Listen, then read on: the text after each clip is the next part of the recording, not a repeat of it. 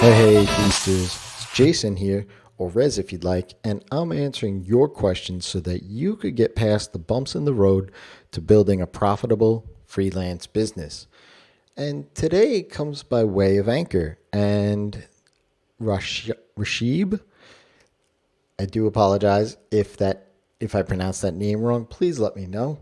But he had a fantastic question, and his question was, what do I need to do to ramp up my freelance business after I've been in the game for a few years? He goes on to actually tell me that a lot of his colleagues have done this and they've started to scale and build agencies, and he was curious on how he could do this himself. So, no doubt you are feeling as if you're stuck in a hamster wheel, right, Rashib? I mean, I know I was there for a long while myself, and I didn't really have anybody that I considered to be someone that I could reach out to ask these questions. So hopefully I tried to put myself back in those shoes to be able to take a look at what I've done throughout the rest of my career and be able to kind of answer that question as myself. See, I assume that you have a bunch of clients under your belt, your skills are growing, and your processes are really starting to be defined as you grow your business. The problem is that you're still trading time for money. Your skills are advancing, and you want to be able to grow that revenue accordingly, right? But what's going to happen is that your growth of your revenue will start to plateau and hit a ceiling if it hasn't already. Sure, it may be a few years though if it hasn't hit there, but you'll struggle with raising rates time and time again because there's going to be a point at which the market won't be able to support the hourly rate that you're asking for. If you haven't already, you need to start thinking about niching down or specializing your business.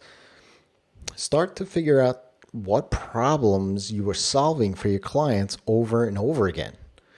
Figure out which clients of yours that you want to work with because you enjoy working with them and achieve the best results from.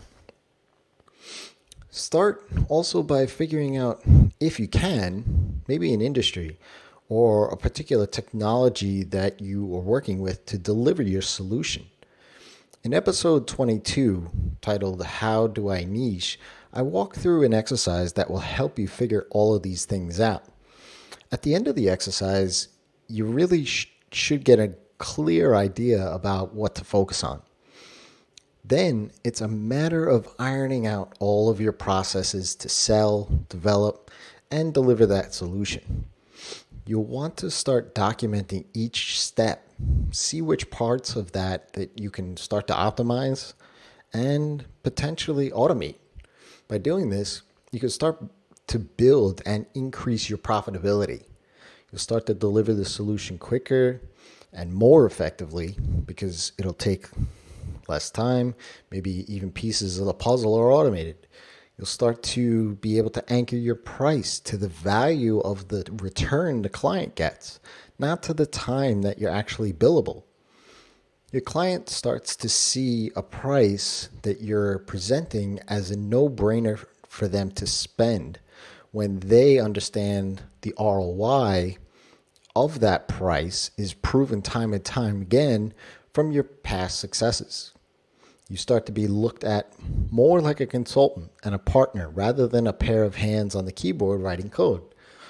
When you hit that rate ceiling, that's when you start to realize that, you're going to have to be constantly working in order to maintain that level of revenue.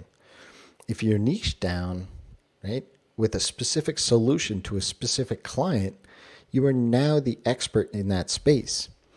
Especially if you're delivering and providing enormous value to that space.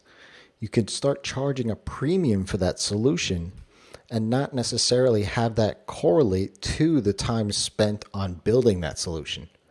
That's when your rate breaks that ceiling.